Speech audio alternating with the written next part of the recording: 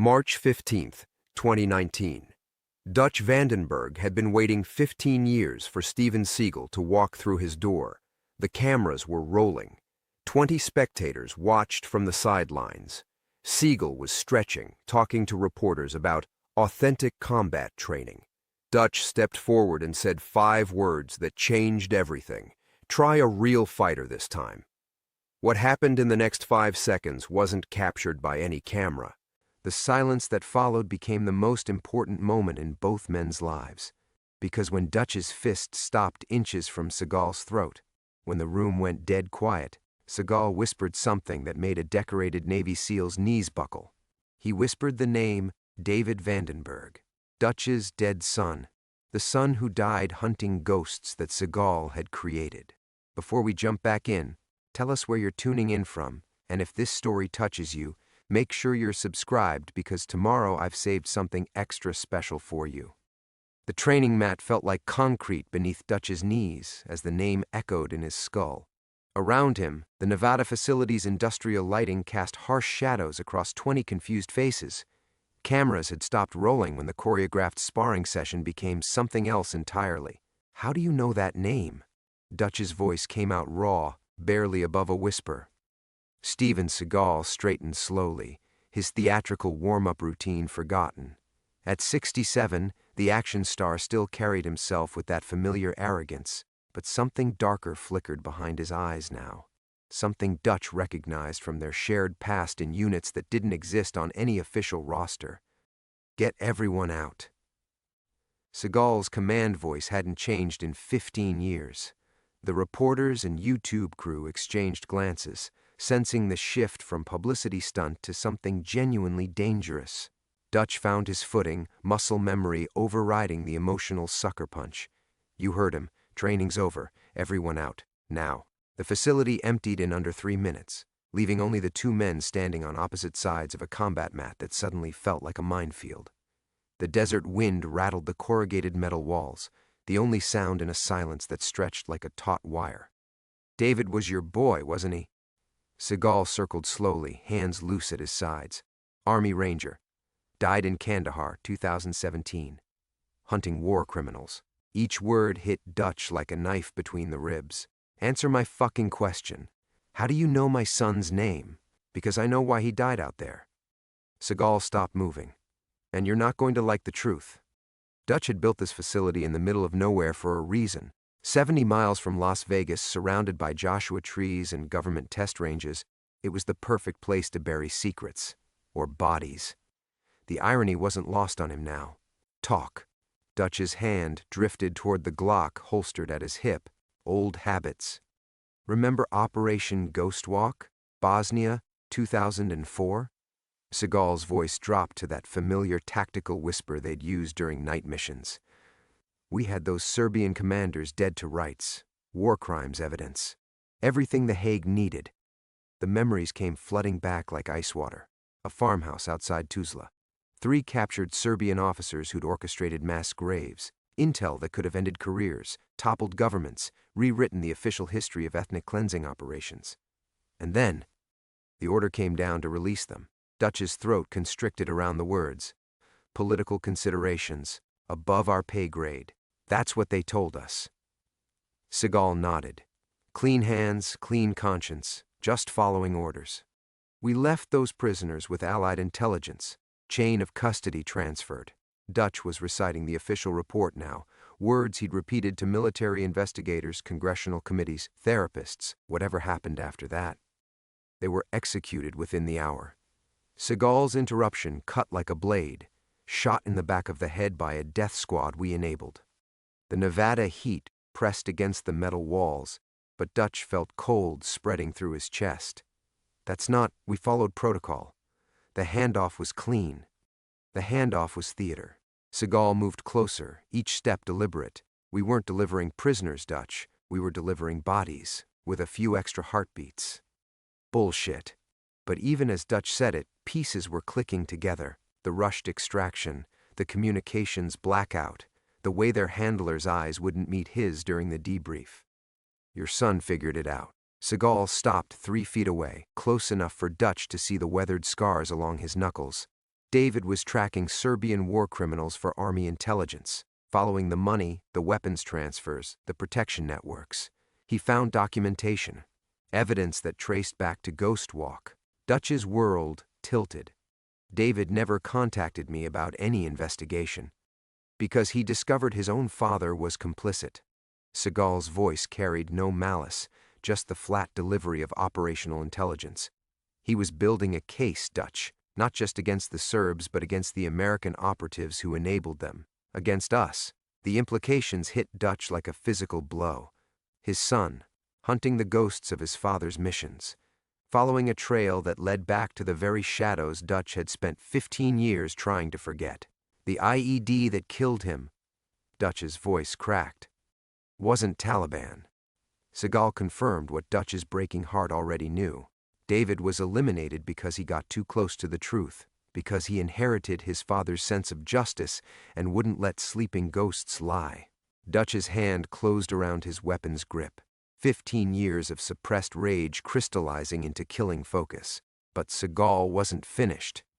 The people who ordered David's death? They're still out there, still protecting their secrets, still cleaning up loose ends. Seagal's eyes locked onto Dutch's. And they know you're his father. Outside, a surveillance drone passed overhead. Routine desert patrol or something more targeted. Dutch realized he didn't know anymore. Didn't know who to trust, what was real, or how long he'd been living borrowed time in the Nevada wasteland. Why tell me this now? Dutch asked, though part of him already knew the answer. Seagal smiled, but there was no warmth in it. Because they're coming for you next. Dutch felt his knees threaten to buckle again. But this time it wasn't from physical impact. This was something deeper, the kind of wound that started in your gut and spread outward until even breathing hurt. How long do we have? His voice sounded foreign to his own ears, hollowed out. Seagal glanced toward the reinforced windows where dust devils spiraled across the training compound's perimeter. Could be hours, could be days. Depends how much they know about this meeting. Dutch walked to the water station, more for something to do with his hands than actual thirst. The facility stretched around them. 30,000 square feet of tactical paradise he'd built with David's college fund and 15 years of accumulated guilt. Shooting ranges, climbing walls, scenario rooms designed to simulate everything from hostage rescues to urban warfare. All of it suddenly felt like an elaborate tomb. Tell me about my son. The words scraped out like gravel, not the intelligence report. Tell me about David. For the first time since dropping his bombshell, Seagal's expression softened marginally. He was relentless. Reminded me of you at that age, before the machine ground us down. Kid had every document cataloged, every timeline cross-referenced, found financial transfers we thought were buried deeper than Jimmy Hoffa. Dutch closed his eyes, trying to reconcile this image with his memories of David's last leave. They'd spent 3 days hiking Red Rock Canyon, talking about everything except the war. His son had seemed distant, preoccupied. Dutch had assumed it was the usual PTSD carousel that chewed up young rangers. Now he understood. David had been carrying the weight of his father's sins. Did he know? Dutch asked. At the end, did he know it was coming? Yeah. Seagal's honesty was a mercy and a cruelty. His last communication mentioned accountability for the ghosts. Military intelligence thought it was philosophical bullshit. But I knew he meant Bosnia. The Nevada sun hammered against the metal roof, but Dutch felt cold seeping into his bones. He thought about the last conversation with David, stilted, careful words over a satellite connection. His son had been building towards something, asking questions about Dutch's service record that felt like more than casual curiosity. Dad, do you ever think about the people we couldn't save? The question had haunted Dutch for months after David's death. Now it felt like prophecy. The surveillance footage from your son's final patrol, Seagal continued. Each word a nail in a coffin. Dutch was just beginning to understand. Command classified it above your clearance level. Ever wonder why a father couldn't see how his boy died? Dutch's throat constricted. He'd fought for 3 years to access those files, burned through every contact and favor in his considerable network. Always the same response: operational security, ongoing investigation, national security implications. The bureaucratic runaround had become another layer of grief. "There's no footage, is there?" Dutch realized. "Oh, there's footage, just not of what they told you." Seagal moved to the windows, scanning the horizon with practiced paranoia. "Your son wasn't on patrol when the IED detonated. He was meeting an informant, someone who claimed to have evidence about American involvement in Serbian war crimes." The facility's air conditioning cycled on with a mechanical wheeze, but the sound felt distant, muffled by the blood rushing in Dutch's ears. He thought about the flag they'd handed him at Arlington. Precise military folds, honor guard precision, empty condolences about duty and sacrifice, all of it theater covering up an execution. Who gave the order? The question came out flat, tactical. Dutch was sliding back into operational mode because the alternative was complete breakdown. Same people who've been running damage control for 20 years. Seagal turned from the window. Black budget operators who treat democracy like a protection racket. They've got politicians, Pentagon liaisons, intelligence assets at every level. Your son threatened to expose a network that spans 3 administrations. Dutch walked to his office area, a corner space with a metal desk, filing cabinets, and the kind of institutional furniture that screamed government surplus. On the desk sat a framed photo from David's Ranger graduation. Proud father, proud son, both believing they served something noble and true. "What's the play?" Dutch asked, surprised by the steadiness in his voice. "Officially, there is no play. This conversation never happened. You never saw me." Seagal's smile held no humor. "Unofficially, we finish what your boy started. Find the evidence he died protecting. Make sure his sacrifice means something." Outside, a pair of hawks circled high above the desert floor, hunting thermals and prey with patient precision. Dutch envied their clarity of purpose. For 15 years, he'd been drifting through a carefully constructed life, training weekend warriors and military contractors, while the real war raged in shadows he'd tried to forget. Now the shadows were coming home. "They killed my son," Dutch said, testing the words, feeling their weight. Seagal nodded. "And now they're coming for his father." The silence that followed wasn't empty. It was pregnant with violence, heavy with the kind of reckoning that left bodies in its wake. Dutch was reaching for the framed photo when his secure landline rang. The sound cut through the weighted silence like a blade. In 15 years of operating the facility, that phone had rung maybe a dozen times. Always encrypted communications, always operational necessity. Dutch's hand froze halfway to David's graduation picture. "Don't answer it," Seagal said. But Dutch was already moving.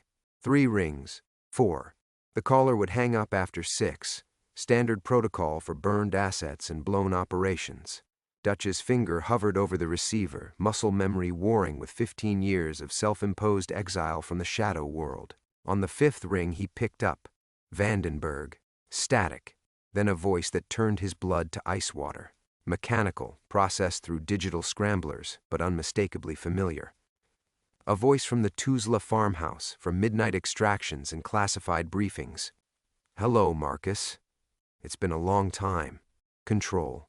Dutch's handler from Bosnia, the faceless puppet master who'd orchestrated Operation Ghostwalk and everything that followed. Dutch thought the man was dead, assumed, hoped, prayed that 15 years had claimed him like it had claimed so many others from their Black Ops unit.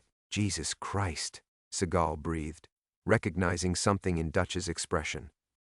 "I trust you remember me," Control continued, his voice carrying that same bureaucratic calm that had once turned living prisoners into acceptable casualties. "We have matters to discuss." Dutch's grip tightened on the receiver until his knuckles went white. "You killed my son. I prevented a national security disaster." No denial, no deflection. The casual admission hit harder than any explosive revelation. David was compromised, pursuing intelligence above his clearance level. He forced our hand. The Nevada heat pressed against the facility's walls, but Dutch felt Arctic cold spreading through his chest. 15 years of careful distance, of building a life separate from government shadows, and Control had found him with a simple phone call. "You're wondering how I got this number," Control said. reading Dutch's silence with the same tactical precision he'd once used to orchestrate war crimes, wondering who's been watching, waiting, reporting. The truth is, Marcus, you've never been off our radar, not for a single day. Dutch looked around his facility, his refuge, his fortress, his carefully constructed sanctuary. Every contract, every client, every dollar of revenue had been monitored. His entire post-military existence was an illusion of freedom, while invisible strings pulled him through 15 years of choreographed isolation. The training contracts from Blackwater subsidiaries, the Pentagon consulting work, even the YouTube publicity stunt that brought Steven here today. Control's chuckle was like gravel in a cement mixer, all of it orchestrated, all of it designed to keep you contained, occupied, believing you'd escaped. Seagal was gesturing frantically, drawing a finger across his throat. Hang up, end this, get out now. But Dutch couldn't move, couldn't breathe, couldn't do anything except listen to his life unraveling in real time. Your son discovered the surveillance, Control continued, found financial records linking his father's facility to the same networks funding Serbian war criminals. Imagine his disappointment, learning that Daddy's desert retreat was built with blood money. The phone slipped in Dutch's sweating palm. David hadn't just uncovered Operation Ghostwalk.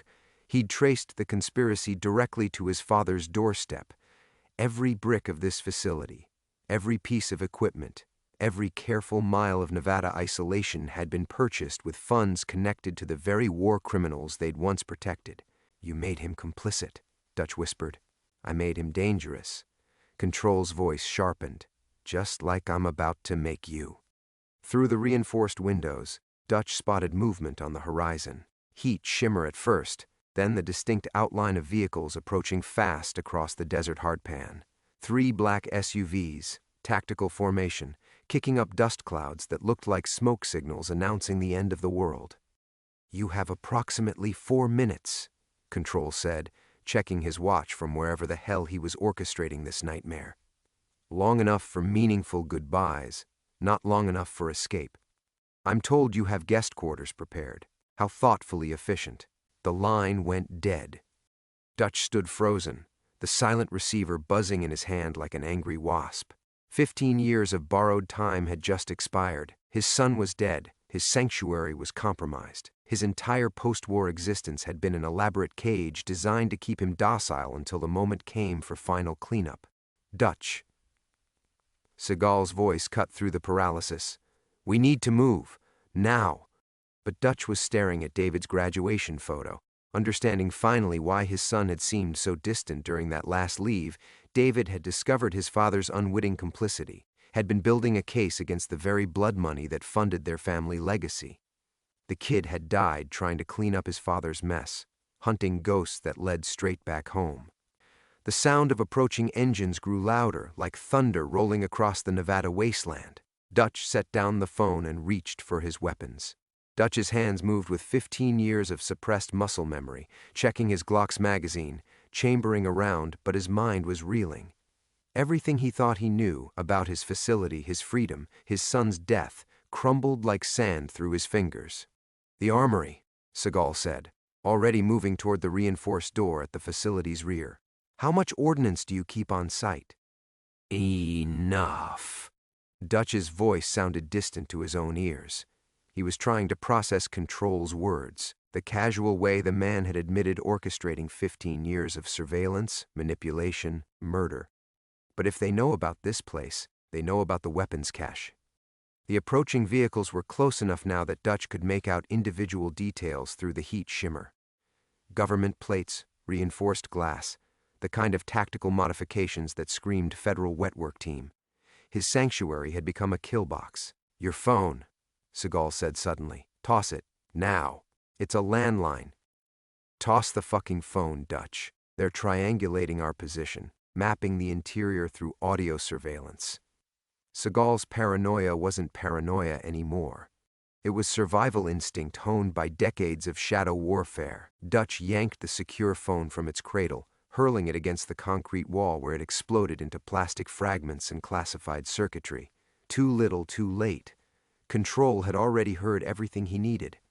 Through the windows, the dust clouds were resolving into something that made Dutch's blood freeze. Not just 3 SUVs, a full tactical convoy, support vehicles, communication arrays, what looked like a mobile command unit. This wasn't a cleanup operation. This was a siege. How many people know about this facility? Seagal was checking his own weapon now, a pistol that had appeared from somewhere in his casual workout clothes. My staff, some Pentagon contractors, a few. Dutch stopped, understanding dawning like nausea. Jesus Christ. The guest quarters, the media crew, the publicity stunt, the YouTube filming, the carefully orchestrated spontaneous challenge that had brought Seagal here today. Dutch realized with crystalline horror that he'd been herded into position like livestock, every move anticipated and countered. "They're not here to kill us," Dutch said, the tactical implications clicking together. "They're here for a show." Seagal's eyes sharpened. "Explain." 2 aging military veterans, isolated desert facility, cache of weapons. Dutch's mind was racing now, seeing the operation from Control's perspective. Domestic terrorism, PTSD-induced violence, a tragic confrontation with federal agents that requires maximum force response. The convoy was less than a minute out now, close enough for Dutch to see individual figures in tactical gear preparing for deployment. Professional operators, the kind of stone killers who'd clean up the aftermath with surgical precision. The media crew? Seagal asked. Probably federal assets, recording everything, creating the official narrative. Dutch felt sick. His son's investigation, his own 15 years of self-imposed exile, even this moment of revelation, all of it would be erased, rewritten as the paranoid delusions of damaged veterans who'd finally snapped. They moved toward the facility's rear exit, but Dutch's legs felt heavy, disconnected. The enormity of Control's manipulation was paralyzing. Every choice he'd made since Bosnia had been illusory, every decision guided by invisible hands toward this predetermined conclusion. "Dutch." Seagal grabbed his arm, physical contact shocking him back to the present. "Look at me. Your son died fighting these bastards. You want his death to mean something, or you want to roll over and let them win?" The convoy was pulling into the facility's parking area now, tactical teams deploying with practiced efficiency.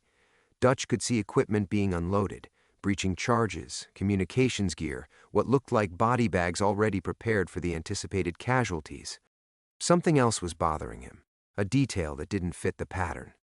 One of the tactical operatives had paused near the main entrance, hand pressed to his earpiece, head tilted in a posture Dutch recognized from 1,000 mission briefings. The man was arguing with someone, his body language suggesting disagreement with orders. "The team leader," Dutch whispered. "He's not buying the official story." Seagal followed Dutch's gaze, studying the operative's stance, the way he'd positioned himself slightly apart from the main assault group. "You know him." Dutch did. The recognition hit like a physical blow. Jake Morrison, former Delta Force, a good soldier who'd served under Dutch during 3 deployments in Afghanistan, a man with a conscience which made him dangerous to an operation built on lies. "He was David's friend," Dutch said. "Morrison trained with my son at Benning.